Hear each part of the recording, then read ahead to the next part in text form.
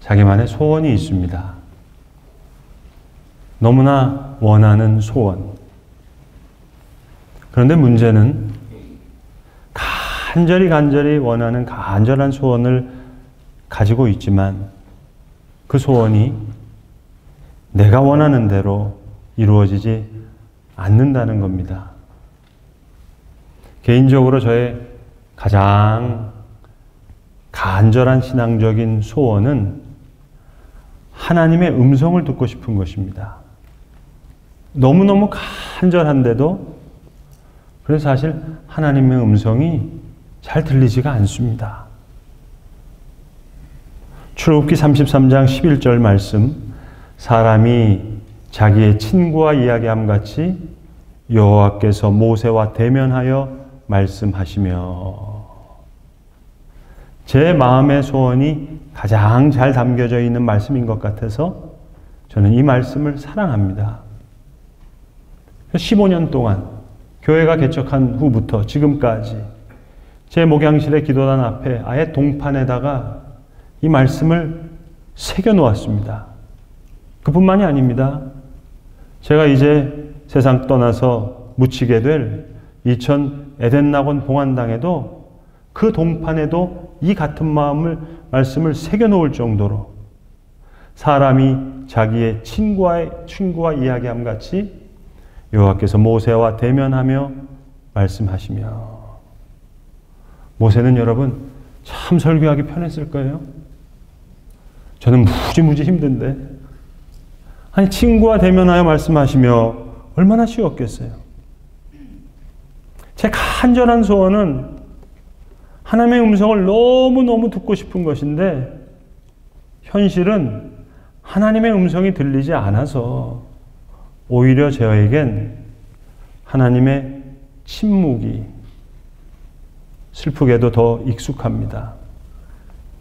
하나님의 임재를 그토록 원하고 바라고 기도하고 소원하는데 저에게 오히려 더 익숙한 것은 하나님의 부재. 마치 하나님이 내 옆에 안 계신 것 같은 그 하나님의 부재. 하나님의 침묵과 하나님의 부재. 이것이 제가 씨름해야 될 신학적인 주제입니다. 이렇듯 우리의 소원과 우리의 실제 삶 사이에는 너무나 큰 간격이 있습니다. 아니 그래 출애굽기 33장 11절 말씀을 교회 목양실에서부터 내가 묻힐 곳까지 새겨 놓았는데도 여전히 하나님의 음성은 제게 잘 들리지가 않습니다. 그래서 대단히 괴롭습니다. 죄송하지만 오늘 우리가 함께 읽은 성경 본문은 제겐 너무나 개인적인 말씀입니다. 지난 월요일 밤 하늘 아버지 품에 안기신 저의 부친 아버님께서 마지막으로 전해주신 말씀입니다. 아니 15년 동안 제가 품었던 마음의 소원도 잘 이루어지지 않고 있는데 또 다른 소중한 한 신앙인의 소원을 제 마음에 품는다는 것은 참 감사하면서도 동시에 저에겐 큰 책임감으로 다가오는 그런 마음입니다. 오늘 본문의 말씀은 여러분이 잘 아시는 대로 사도 요한이 그가 참으로 사랑하는 자 가이오에게 편지하는 내용입니다. 내 사랑하는 자여, 너의 영혼이 잘됨 같이 너가 범사에 잘되고 강건하기를 내가 기도한다고. 이제 형제들이 와서 너에게 있는 진리를 증언하되 너가 진리 안에서 행한다 하니 내가 심히 기뻐하노라. 내가 내 자녀들이 진리 안에서 행한다 함을 듣는 것보다 더 기쁜 일이 없도다. 죄송한 말씀입니다만 솔직한 말씀을 드리겠습니다. 1980년도부터 2025년까지 무려 45년 동안이나 저와 저의 아버지의 관계는 너무나 괴로운 관계였습니다. 이 괴로웠던 관계를 설명드리기 위해선 대단히 죄송하지만 저희 가정과 저의 아버지의 개인적인 이야기들을 말씀드려야 되는데 밤새도록 고민했습니다. 이 말씀을 들어야 할까? 들으지 않아야 될 건가? 혹 아버지에 대한 명예가 실추되는 것은 아닌가? 고민이 깊어졌습니다. 그러나 저희 아버님의 죽음을 통해서 저와 송도 예수소망교회에게 주신 하나님의 선물일 수도 있겠다 하는 생각이 들었습니다. 저의 57년의 생애 가운데 무려 45년 동안이나 저를 괴롭혔던, 그래서 지금도 이 목회 현장에서 제가 씨름하고 있는 저의 목회적인 숙제이기도 하기에 저희 아버님의 이야기를 통해 하나님의 침묵과 하나님의 부재만큼이나 지금도 저를 괴롭히고 있는 목회적인 질문을 이 시간 여러분과 함께 나누고 싶은 마음으로 말씀을 전하려고 합니다. 여러분이 양해해 주신다면 4가지 사진을 통해 저희 아버님의 이야기를 가지고 저의 개인적인 이야기가 아니라 제가 오늘 송도 예수소망교회라고 하는 목회 현장에서 너무나 괴로워하는 저의 목회적인 질문을 사랑하는 성도 여러분들과 함께 나누고 싶습니다. 첫 번째 사진입니다. 저희 가족 사진입니다. 몇 차례 말씀드린 적이 있는데 저희 어머니는 신앙의 가정에서 태어나신 신앙인이었습니다. 그러나 저희 김씨 집안은 사돈의 팔촌까지 복음에 대해서는 100% 깜깜했던 그런 김씨 집안이었습니다. 그래서 어머니는 혼자 교회를 다니실 수밖에 없었습니다. 여러 차례 말씀드린 대로 저희 형과 누나 사이에 형이 하나 더 있었는데 머리부터 나온 것이 아니라 발부터 나온 미숙아였기 때문에 얼마 살지 못하고 죽었습니다. 그래서 저를 임신하셨을 때 어머니는 소원 기도를 하신 겁니다. 하나님, 아들이라면 주의 종으로 바치겠습니다. 그러나 깜깜한, 무서운 우리 아버지께는 그런 말씀을 감히 입 밖에 내기가 무서워서 하나님 조금만 더 시간을 주세요. 초등학교 들어가면 할게요. 약속했지만 너무나 무섭고 깜깜했던 아버지가 말을 들을 것 같지가 않은 겁니다. 그래서 몰래 저를 영락교회가 세운 대왕초등학교에 입학시키십니다. 그러면서도 계속 기도하는 거예요. 하나님, 약속 못 지켜서 죄송해요. 약속 못 지켜서 죄송해요. 지금은 아닌 것 같아요. 지금은 아닌 것 같아요. 그러나 중학교 들어가면 아빠에게 꼭 이야기할게요. 그러던 어머님이셨습니다. 저희 아버님이 교회에 출석하게 되신 시점은 월남전 참전을 통해서였습니다. 두 번째 사진입니다. 아마 김포공항이었던 것 같은데 저와 작은 누나는 옆집에 맡겨졌던 것으로 추정됩니다. 네. 너무 여러분이 심각해하는 것 같아서 잠깐 멘트 날렸습니다. 월남전에 참전할 남편의 짐을 싸면서 저희 어머님은 간절한 마음으로 성경 한 권을 넣으면서 왜? 혼날까 봐 무서워서 벌벌 떨면서 기도했습니다. 하나님, 내 남편 예수님 만나게 해주세요. 월남전 참전 가방에 들어있던 성경이었습니다. 혼날까 봐 너무 벌벌 떨면서 무서워했는데 결과는 정반대였습니다. 전쟁터에 나갔더니 그 사랑하는 아내가 넣어준 성경책을 발견했거든요. 그러니까 저희 아버님이 그때부터 월남에 있는 한인교회를 그 특유의 성실함으로 매주일 그 성경을 가지고 다니셨답니다. 무섭도록 철저한 특유의 성실함으로 매주일 출석하고 매번 성경을 가지고 다녔지만 인격적으로 성경을 만난 적이 없으셨고 하나님도 예수님도 성령님도 만나지 못한 채 월남 한인교회를 다니셨다고 합니다. 세 번째 사진입니다. 월남에서 돌아오신 저희 아버님은 주로 부산 지역에 계셨는데 무기들을 만드는 기계창장, 조병창장을 걸쳐서 탄약사령부 사령관으로 부산에서 근무하게 되셨고 부산 근무 시절에는 부산 부전교회에 출석하셨습니다. 또다시 무섭도록 철저한 그 특유의 성실함으로 매주일 교회에 출석했고 매번 성경을 가지고 다니셨지만 인격적으로는 단 한 번도 성경을 만난 적이 없었고 하나님도 예수님도 성령님도 만나지 못하셨습니다.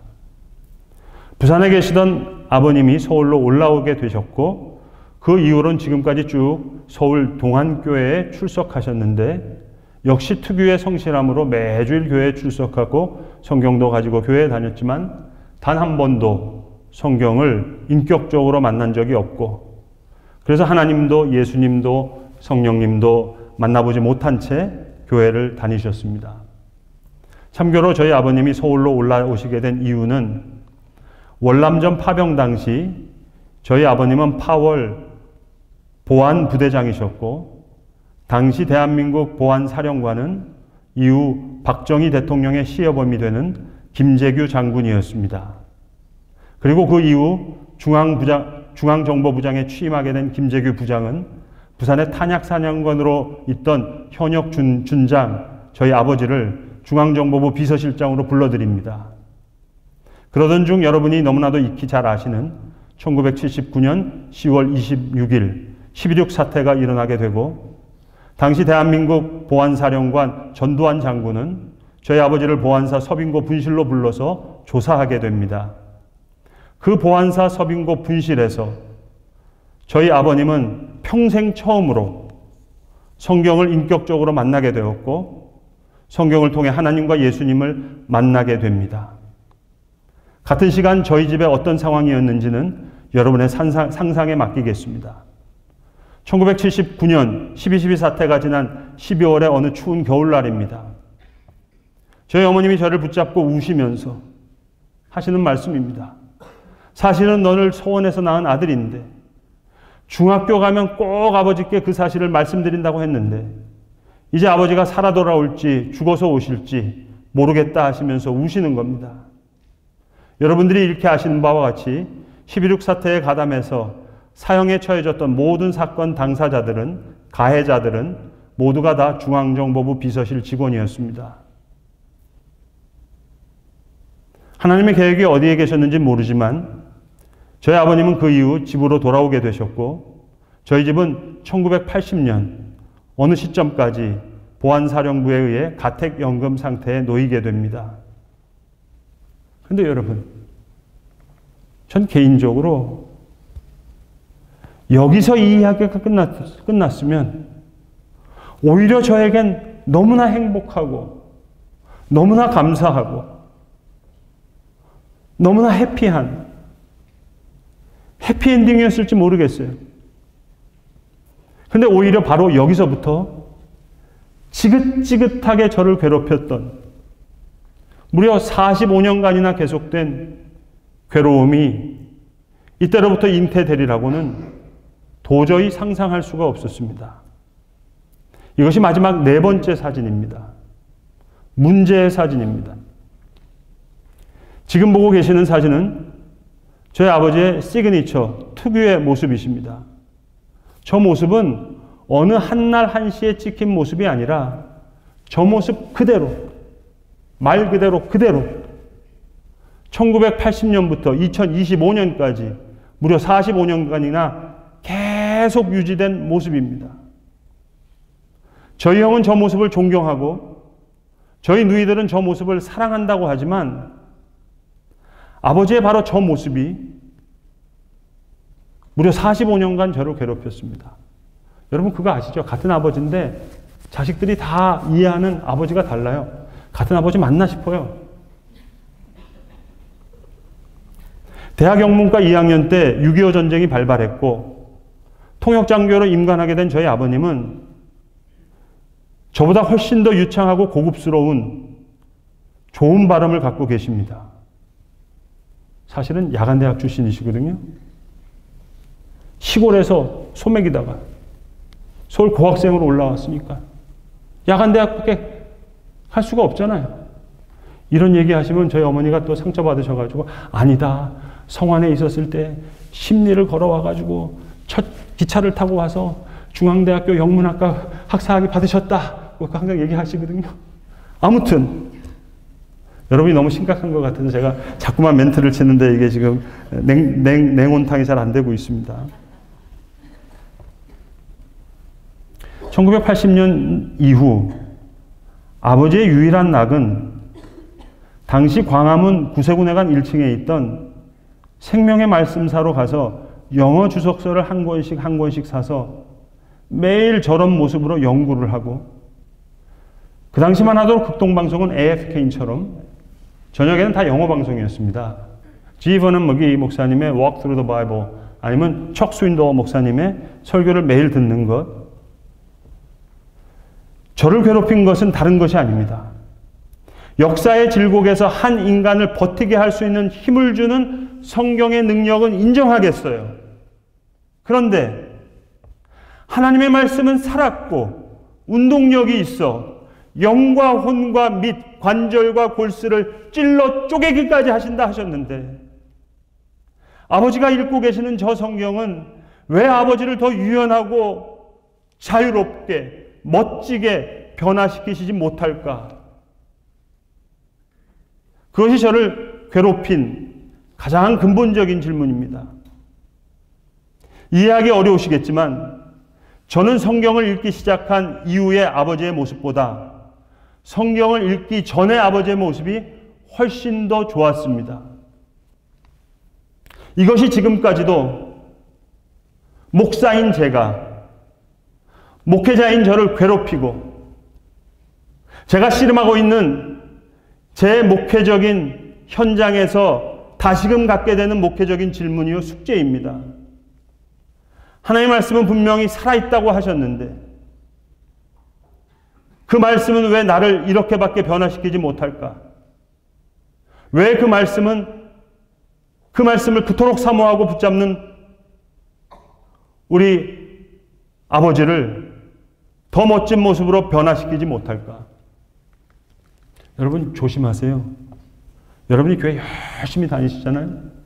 그러면 여러분의 자녀들도 열심히 다닐 수도 있는데 오히려 더 멀어지실 수도 있어요. 여러분이 기도 열심히 하는데 아이들은 그 기도 질린대요. 더 삐뚤어질 수 있다는 사실을 경계하시기 바랍니다. 6.25 참전용사 파월 보안부대장 중앙본부식의 아들을 향한 지휘 통제는 너무나도 무시무시했습니다. 여러분 가정예배 고문이라고 들어보셨어요?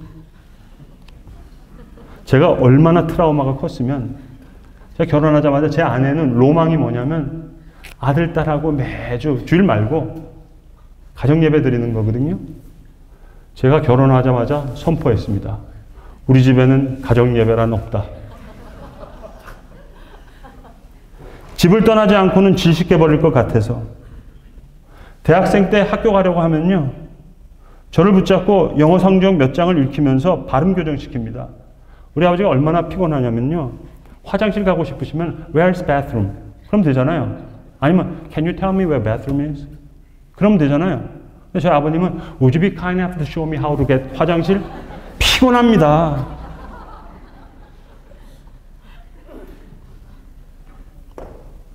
물샐 틈 없는 지휘 통제. 제가 유학을 간 이유는 단 하나입니다. 집을 떠나야 질식하지 않고 살 수 있을 것 같아서. 그런데 집을 떠났음에도 불구하고 우리 아버지의 대륙간 공격은 계속되었습니다. 그 대륙간 공격의 증거물을 저기 가지고 나왔습니다. 매주 6페이지, 7페이지 이거 지금 몇 박스가 있어요. 조금 갖고 나온 거예요. 매주 6, 7페이지의 편지를 보내십니다. 저는 이 편지가 너무 싫었습니다. 한 번도 끝까지 읽어본 적이 없습니다. 그 편지의 형식은 똑같습니다. 처음 4-5줄은 안부 인사입니다. 미국은 어떠냐? 한국의 형은 이렇고 큰 누나는 이렇고 작은 누나는 이렇게 시작한다. 그것만 읽으면 돼요. 4줄, 5줄. 그 다음에는 자, 이제부터 이런 성경 구절을 연구해 보자. 어떤 주석서보다 훌륭한 내용이지만 중요한 건 저는 읽지 않았다는 사실입니다. 그러나 양심의 가책은 하나도 없었습니다. 1도 없었습니다. 왜냐? 저는 아버지를 살리고 있었거든요. 이걸 하셔야지 버티지. 그럼 어떻게 사시겠어요? 그 역사의 즐거움 가운데. 그러니까 저는 항상 4-5줄만 읽고 지금도 박스채 있어요. 어떡할까? 아무튼 그렇습니다. 빨간 볼펜, 파란 볼펜, 얇은 사푸심을 번갈아 이제 이런 성경, 저런 성경 어떤 주석서보다 훌륭한 내용이지만 전 단 한 번도 아버지의 이 편지를 끝까지 읽어본 적이 없습니다. 45년이나 저렇게 성경을 사랑했다면 그 삶은 더 아름답고 유연하고 차후해야 되는 건 아닌가. 하나님의 침묵과 하나님의 부재만큼이나 제 어깨에 오늘도 매여 있는 내 몫의 십자가와 같은 목회적인 질문이자 신학적인 질문이기도 합니다. 분명히 하나님의 말씀은 살았고 운동력이 있어 영과 혼과 및 관절과 골수를 찔러 쪼개기까지 하신다 하셨는데 나의 이 목회의 현장에서 과연 이 말씀의 역사는 오늘 이루어지고 있는지 그것이 너무 괴롭습니다. 아버지의 모습을 보는 것 같은 그 괴로움이 오늘 저의 목회 현장에서도 계속되고 있기 때문입니다. 그것이 제가 느끼는 저의 깊은 괴로움입니다. 목사님 저거 어떻게 마무리하려고 그러나? 너무 염려하지 마세요. 이제 마무리하겠습니다. 발인하는 날 새벽입니다. 홀로 빈소에서 생전에 아버지와 하지 못했던 용서와 화해의 시간을 가질 수밖에 없었습니다. 제가 아버지 45년간 아버지 미워한 거, 싫어한 거, 미워하단 말씀, 미안하단 말씀 못 드렸는데 아버지도 저 45년간 지휘 통제해서 저 괴롭힌 거 미안하단 말씀 안 하셨죠? 피장파장이니까 우리 서로 퉁치십시다. 아버지 45년 동안 그렇게 성경을 보면서도 더 멋진 크리스천의 모습으로 변하지 못하고 그 아버지의 모습 보면서 저 아버지 정말 미워했는데 따지고 보니까 저도 하나님의 음성 그렇게 듣고 싶은데 하나님의 침묵이 더 익숙해요. 그토록 사모하는 하나님의 임재보다 하나님의 부재가 더 익숙하니 어차피 아버지도 실패하고 나도 실패했어. 서로 피장파장이니 그것도 서로 퉁치십시다. 어차피 하나님의 은혜가 아니면 한없는 연약함과 수많은 실수와 그 많은 실패 가운데 살아가는 우리를 하나님께서 불쌍히 여기지 아니하신다면 45년간 저렇게 책상에 앉아 성경을 읽어도 15년 동안 말씀을 동판에 새겨서 기도해도 어차피 우리 둘 다 안 되니 아버지 어차피 우리 퉁치시죠. 주신 말씀 감사히 받게는 하겠지만 제가 가요가 아닌데 형제들이 와서 아버지에게 증언하지 못할 수도 있을 거라고.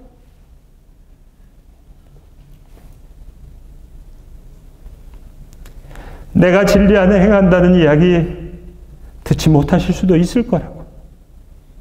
그러나 아무튼 아버지 마음 알겠다고. 아버지는 아버지의 여건 가운데 최선을 다하셨다고. 내가 내 자녀들이 진리 안에서 행한다함을 듣는 것보다 더 기쁜 일이 없도다. 그 말씀 주신 걸로 아버지 사명 다 하셨어요. 아버지 소명 다 하셨어요. 이 말씀 주신 것으로 아버지 다 이루셨어요. 45년간 성경만 보시던 그 모습 제가 정말 미워했는데 죄송합니다. 미안합니다. 사랑하는 성도 여러분, 한없는 연약함과 수많은 실수와 허다한 실패 가운데 우리를 긍휼히 보시고 불쌍히 여기시는 그 은혜가 없다면 우리가 무엇을 이룰 수 있겠습니까? 그러나 우리의 소원이, 한 신앙인의 소원이 오직 하나님의 은혜를 만나 하나님의 은혜의 바다에서 어쩌면 우리의 생이 끝나는 그날 새롭게 시작되는 것인지도 모르겠습니다. 내 주님 영광의 옷 입고 문 열어 주실 때 나 주님 나라에 들어가 영원히 살겠네.